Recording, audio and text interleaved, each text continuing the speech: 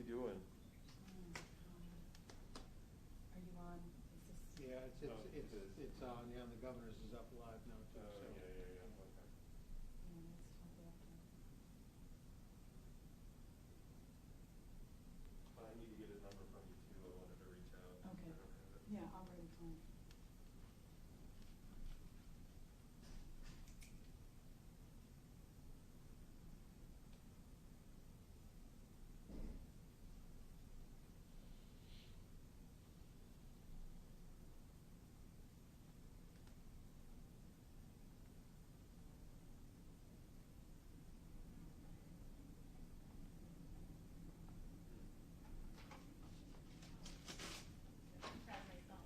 Thank you so much.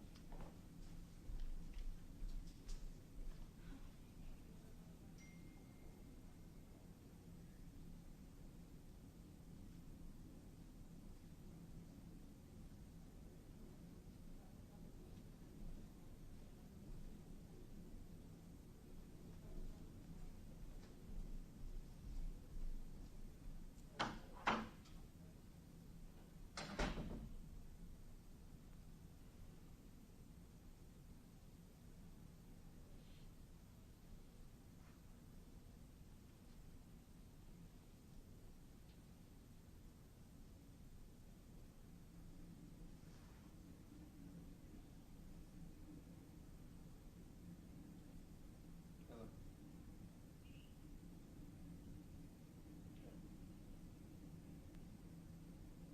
Okay. Yeah, the press is going to start here in just a few minutes. People have not come in yet.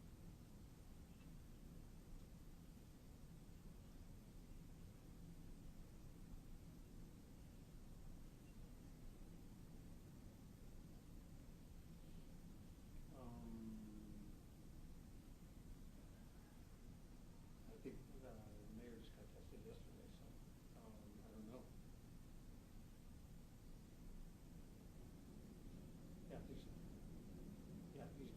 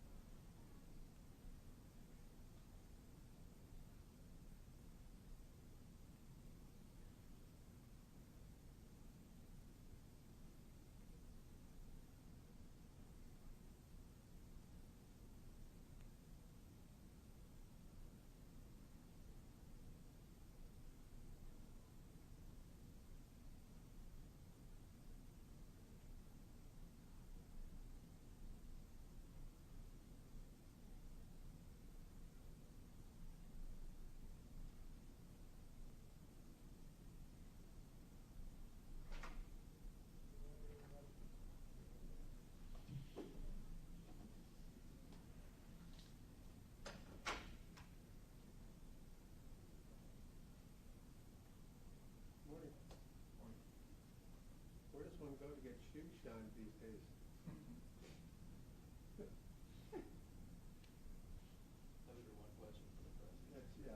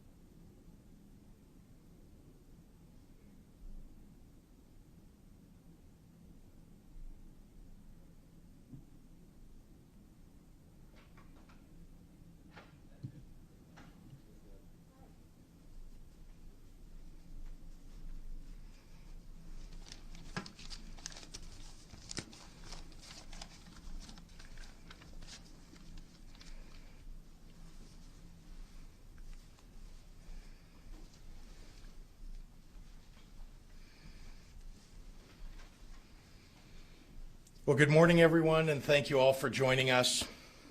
Standing with me today and sitting some in the front row here for the sake of social distancing are a broad coalition of Illinoisans representing different industries, geographies, and even political leanings. Senator Ann Gillespie, Senator Selena Villanueva, Sam Toya from the Illinois Restaurant Association, Tim Dre from the Illinois AFL-CIO, Kathy Griffin from the Illinois Education Association, Dan Montgomery from the Illinois Federation of Teachers, Don Villar from the Chicago Federation of Labor, Sheila Chalmers-Curran, Matson Village President, and Brian Erbushevsky from the Respiratory Health Association and Open Safe Illinois, a coalition of health, labor, aging, and public interest organizations. Did I get everybody? I want to make sure I've called out everybody. Thank you. The people joining are not always drawn together with common purpose, but there are some causes that are fundamentally right. And those causes draw people together from all walks of life, and keeping our people healthy and safe is one of those causes. As I've visited with and listened to mayors and health departments and people all across our state, it's clear that there is still an even greater need to get people to wear masks, especially to protect frontline workers, whether they're at the front of the store asking you to put on your mask, or whether they're responding to 911 calls to save those in distress. As you know, not only have I traveled the state encouraging people to wear face masks, but we've launched a public awareness campaign designed to change the behavior of those who haven't yet started wearing face coverings. I issued our state's mask mandate 3 months ago on May 1st. Our actions today build on that work. First, this morning I signed legislation to enhance workers' rights in our pandemic response, increasing paid disability leave for injured police and firefighters, paramedics, and other public employees whose recovery has been hindered by COVID-19. This legislation also offers protections from assault for retail workers, many of whom are tasked with asking the public to follow certain COVID mitigation measures indoors. In many ways, these workers are now serving at the forefront of public health mitigation efforts in encouraging social distancing and the use of face coverings. It's in that same vein that the Illinois Department of Public Health is today submitting new emergency rules to assist law enforcement, local boards of health, health authorities, states' attorneys, and the general public in enforcing the use of face coverings and social gathering restrictions. These rules are a common sense way to enforce mask requirements without jumping immediately to the extremely tough consequences that exist on the books today. They'll give local authorities a step-by-step guide on how to enforce masks and distancing, and an opportunity to help businesses act in good faith. The first step in the proposed rule is educating businesses on compliance. The next step is a warning. And the last step, after these repeated attempts to urge compliance, is a fine. Otherwise, many local officials are only left with the stringent and severe enforcement mechanisms available statewide today. The existing enforcement options prior to this proposed rule go immediately to license revocation in the blink of an eye. This new rule provides multiple opportunities for compliance before any penalty is issued. And by focusing on targeted fines as part of a misdemeanor, these rules for scaled penalties that are significantly less harmful to businesses than those currently available for enforcement are the right direction. The majority of states, from our Midwest colleagues like Ohio and Wisconsin to Republican led states like Georgia and Florida — Ohio is also Republican-led, I should add — have similar enforcement in place. And to be clear, the mitigations that require enforcement haven't changed. There has been a face covering mandate in Illinois since May 1st, one of the earliest in the nation. And over the last several months, a flood of states led by Republicans and Democrats have followed suit. The gathering limits in Illinois under Phase 4 currently apply to every region of Illinois. 50 people or gatherings of 50% of a building's maximum occupancy as locally determined.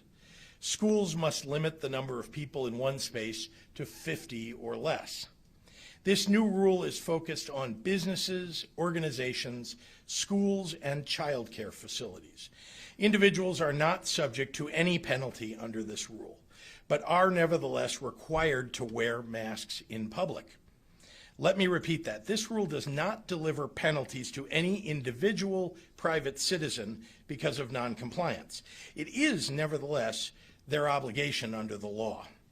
The vast majority of Illinoisans have made the responsible and compassionate decision to wear a face covering when out and about, and we're going to continue to rely on the public for enforcement on this level. Finally, these policy changes clarify the authority of IDPH and local health authorities to seek cooperation with businesses in COVID-19 related investigations.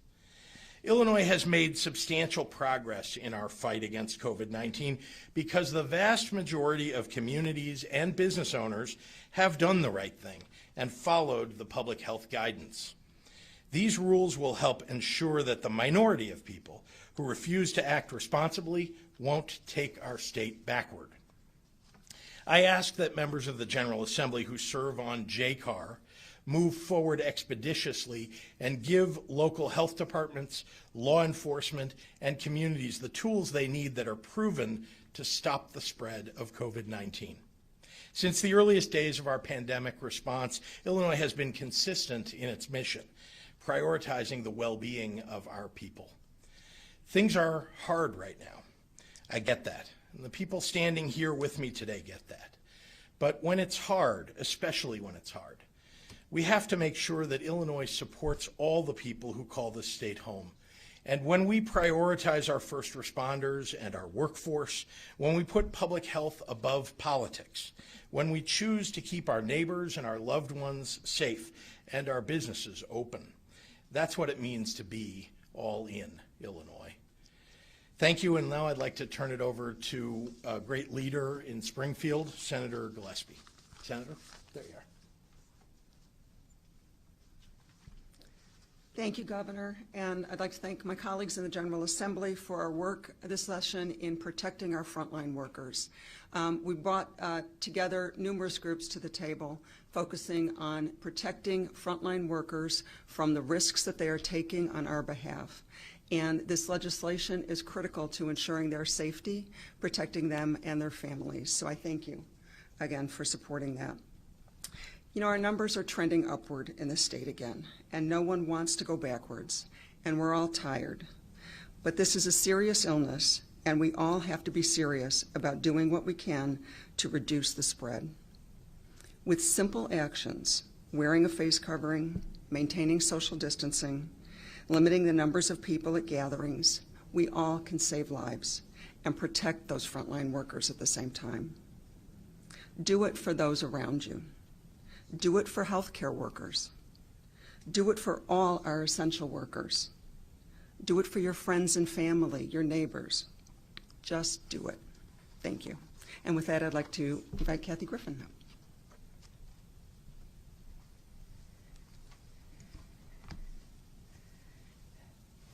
Thank you. I am a public school teacher. I taught for school in Schaumburg School District 54 for 30 years. I am now the president of the Illinois Education Association. There isn't anything we want more than to be with our students in school, but we want to make sure that that is done safely. We know that in-person learning is best for our students.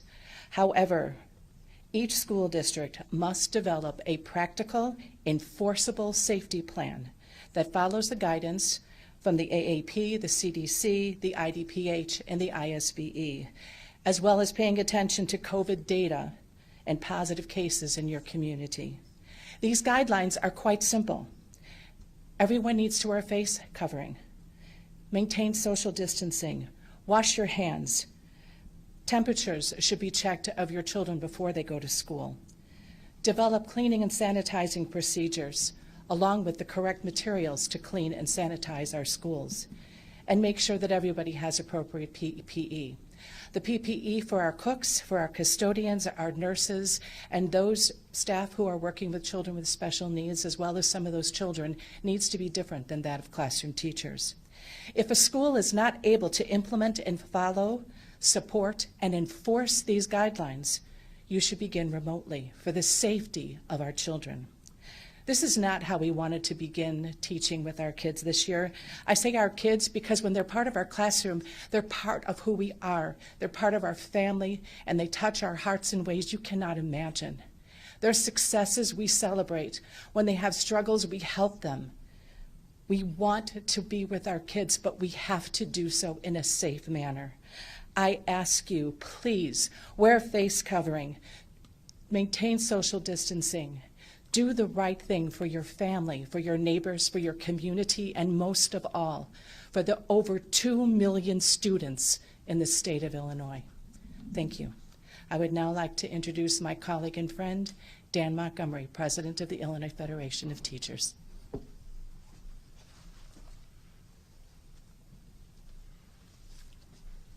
Thank you, Kathy. I'm Dan Montgomery, President of the Illinois Federation of Teachers. Thank you, Governor, for this action today. I can tell you our members who are working in schools, colleges, and universities all over Illinois, from Chicago to Goreville and beyond, are breathing a sigh of relief today, and they're breathing it into their masks. Because with school, the return and reopening of schooling in August, mostly around the state, has been a source of great and deep concern to our members because of this very issue. We know the way to do it safely. We've got to help this state recover. The fastest way to get back into schools in person, which is what we all want, is that everybody wears their masks, everybody keeps their distance, and observes these guidelines, IDPH, et cetera. So today, the governor used the word educating as the first step, and I'm a high school English teacher by trade, did that for 18 years in Skokie, District 219. That warms my heart to hear that, because it is an education process. We've got to keep educating everybody, and it's not a one-off. As a teacher, you know, you keep reviewing, right? And so that's what we're going to do. This is a big step, Governor, and we appreciate that that state authorities will have the ability to make sure the right things are happening so we can get back into school buildings as soon as possible. Thank you, and let me introduce my colleague Tim Dre, President of the Illinois AFL-CIO. Thank you, Governor. Thank you, Dan. Governor, Senators, thank you for all your work. Since the beginning, workers have been on the pandemic's front line to ensure all Illinois citizens receive essential services they need and deserve. These workers are going to work at great significant personal risk to themselves and their families. And just talking about firefighters, transit workers, retail workers, restaurant workers, and before long, teachers.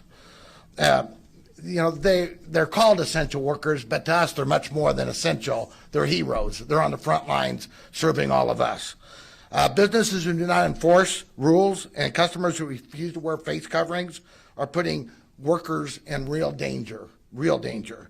The working men and women of the Illinois AFL-CIO would like to thank the governor for his leadership during this pandemic and strongly urges the members of the Joint Committee on Administrative Rules to adopt the proposed rule to protect workers and their families. Thank you very much. And with that, I'd like to introduce a very good friend and colleague, Don Villar, Chicago Federation of Labor. Thank you, Tim. Thank you, Governor. I'm Don Villar, Secretary-Treasurer of the Chicago Federation of Labor.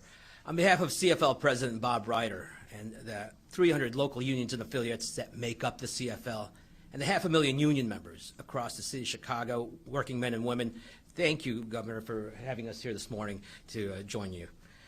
You know, when this pandemic hit, countless workers, essential workers, sacrificed their own health to keep our city and our state running. From transportation workers that kept our buses and trains rolling, to tradespeople strengthening our infrastructure, to public workers providing desperately needed services to our citizens. Chicago's union members, workers, answered the call during this crisis. As this pandemic has unfolded, we have all learned the critical importance of wearing a face mask, social distancing, and limiting crowd size. Most heeded these guidelines to keep themselves, their families, and their communities safe. However, we've seen a small number of businesses refuse to take these basic steps. When businesses flout public health guidelines, they endanger lives, and they prolong this crisis, worsening the economic disaster.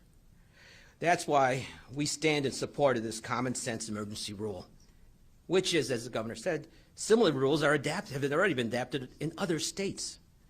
This rule encourages voluntary compliance before issuing any kind of penalty. And it's focused on businesses, not individuals. Again, repeating what the governor said, individual workers are not subject to penalty at the state level under these rules. Individual workers are not subject to penalty at the state level under these rules. Chicago's workers are second to none. They've sacrificed their health, safety, and livelihoods during this pandemic, including some who have died from this disease. We cannot let those sacrifices be in vain, and we must end this crisis as quickly as possible. Please follow the public health requirements, mask up, so we can all stay safe and we can put this pandemic behind us. Thank you. And now I'd like to introduce Sam Toya with the Illinois Restaurant Association.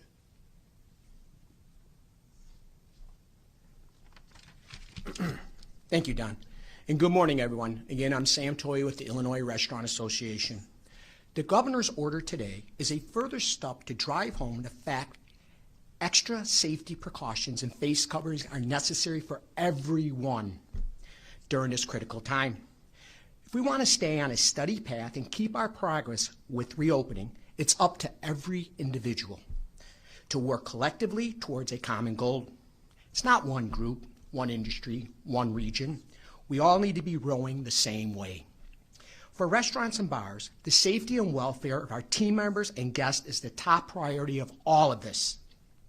The restaurant industry is already extremely health focused, and that has been in hyper drive throughout this pandemic. Face covering, social distancing, sanitizing, PPE, and more. are absolutely crucial to keep both our team members and guests safe. Again, keeping our team members and guests safe. It's simple. If you choose not to adhere to public safety guidelines or house rules at businesses, your favorite restaurant, shops, bars, salons, hardware stores, and more will pay the price. Help us so we can serve you. The stakes are too high, as it would be catastrophic to shut down our economy once again. It would be the death of the hospitality industry here in the state of Illinois. We all need to listen to the advice of scientists and doctors to follow the rules, be smart, and keep Illinois open.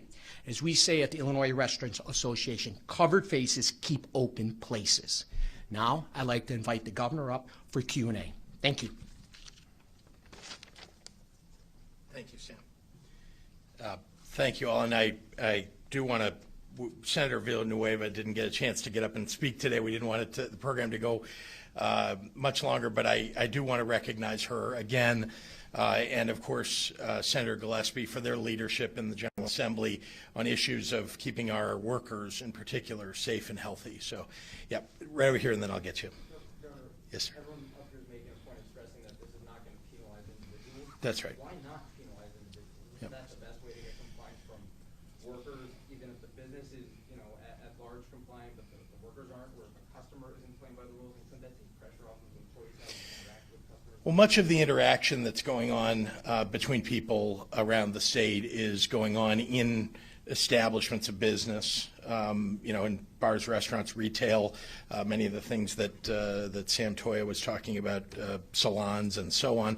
And it is in those enclosed places inside where it's vitally important that people are wearing their face coverings. I'm not excluding, by the way, that people need to wear their face coverings when they're out and about. That is also the case. But we wanted not to go after individuals as best we can. Look, I've said all along, I do not want for police to be arresting people or penalizing individuals. On the other hand, I've asked local authorities, including police, including local health authorities, to remind people as frequently as they possibly can that they need to follow this mask mandate. This is another step forward to protect workers who, by the way, are also the very people who are shopping in the stores in other circumstances, the very people who are working sometimes in schools as a second job. So I just want to emphasize that at this point, this is another important step forward for us in enforcement. Governor, you had thought about doing this before. Mm-hmm. You ended up withdrawing the rule because I believe there wasn't a bipartisan sense that this would pass. What makes this different? Do you really think this will get through? Yeah, so you're right. There was a rule that was introduced earlier. We withdrew it because the legislature said they would take it up in session. They didn't do that. And now there are a variety of reasons why they didn't do that, but now is the time. We must make sure, this is a make or break moment for the state of Illinois, for making sure that people are doing everything they can to mitigate, to reduce the spread. And so this is a moment for us to enforce the masking requirements across the state. How is this different? What's different about this rule is it focuses on warnings and then a fine. What's available to us in the law is only essentially a misdemeanor immediately as a solution to the problem. And that was something that JCAR did not want us to move forward with.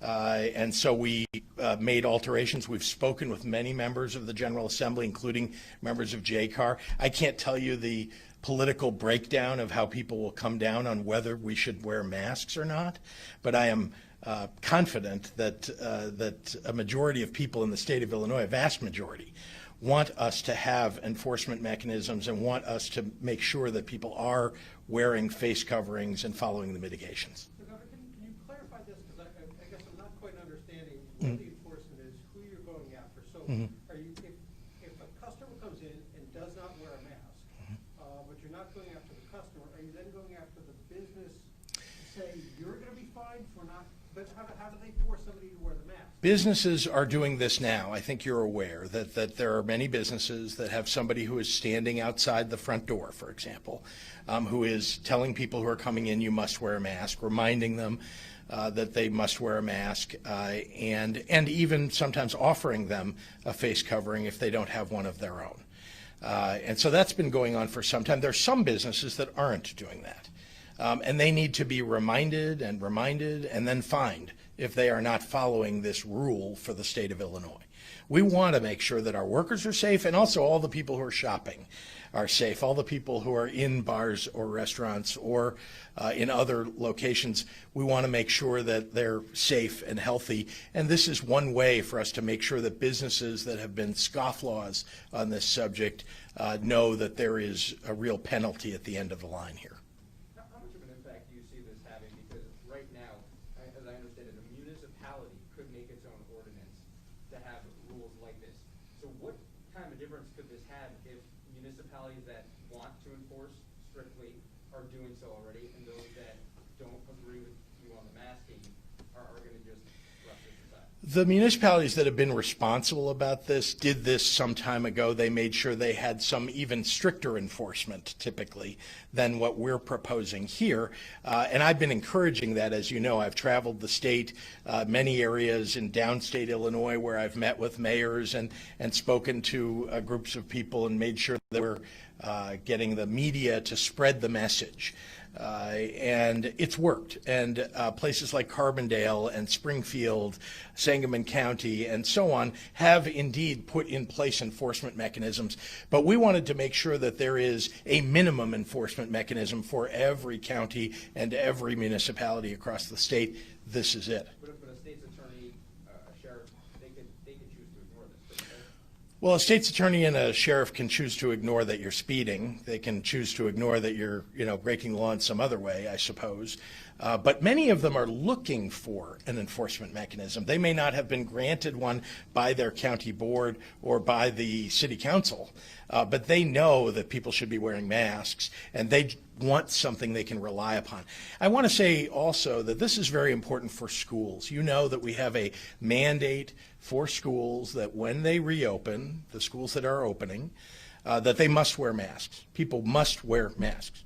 And so this gives the county public health authorities the ability to go in and consult with the schools to give them better enforcement mechanisms, or at least give them ideas about how they might make sure that schools are safer.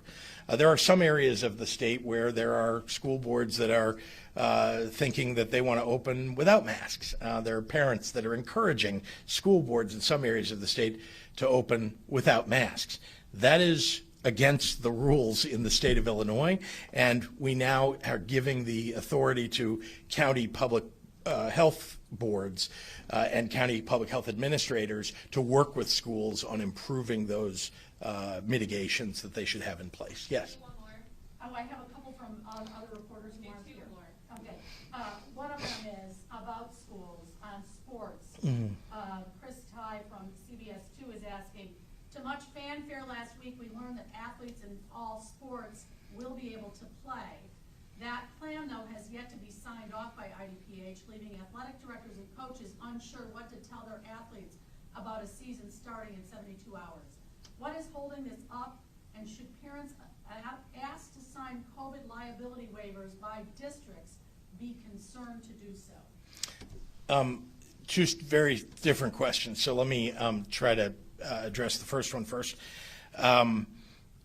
Actually, the rules that we put in place have, as you know, tiers of requirements on schools and limitations, depending upon the type of sport, depending upon the age bracket, et cetera. A lot of various, requirements in there that are different from sport to sport, and that allow, to a large degree, for lots of training, for conditioning, and in some sports that are social, that are distant, where people are not in close proximity to one another, they have the ability to play in tournaments with other schools. So that's all been laid out for us. I know that there are more granular decisions that are being attempted to be made by the associations representing schools or associations representing individual sports. And we're trying to work with them on a sport-by-sport basis, and whenever they submit a plan to us, working as fast as we can. It's a big state with 855 school districts and more than 4,000 schools. And so, you know, we're going to get them the information that we can. But let me just remind you, the number one consideration here is not that kids end up playing sports. The number one consideration is that our kids and the teachers and paraprofessionals and parents are kept safe and healthy. The liability form, though, Yeah. as folks, saying. Yeah, that's something that different districts are, it's really different all across the state how they're, I'm not making any advice on what that should be or whether school districts should do that. All right, Amy Jacobson is asking me to ask you, Alderman Michael Scott has tested positive for COVID. He was with the mayor at a press conference, Yeah. touched the lectern, yet she is refusing to self-quarantine for 14 days. What message does that send? I know she got tested, and as I understand, I read that in the newspaper. So I know that the mayor is quite well aware, as am I, the dangers of COVID-19, the way that it spreads, et cetera. I also want to just make a comment about that I reached out last night. Michael Scott is somebody that I know and think highly of, and I reached out to him. He said that he is feeling well and is currently asymptomatic. I don't think that's news to anybody, but I want to wish him well. I mean, the most important thing here is no matter what political party people belong to, you know, I similarly yesterday wished well to the governor of Ohio, the Republican governor of Ohio, Mike DeWine, who is a friend. And look, we all ought to be thinking about everybody's safety and health when they test positive for COVID-19. Okay, great. Governor, I mean, when members of your staff tested positive, you quarantined for 14 days, and yet the mayor was right there, but masks weren't off at some point. I mean, shouldn't she be taking more precautions? I'm not going to advise. She has a doctor. I'm not going to make advice here about that. Look, I just want people to do the right thing and, you know, keep everybody around them safe and healthy. And of course, I want the mayor to be safe and healthy. So whatever the best advice is that she's been given, I know she will follow. Can you clarify on thank the you. masks? Who's giving the warnings? Is it the health department or the police? Either one.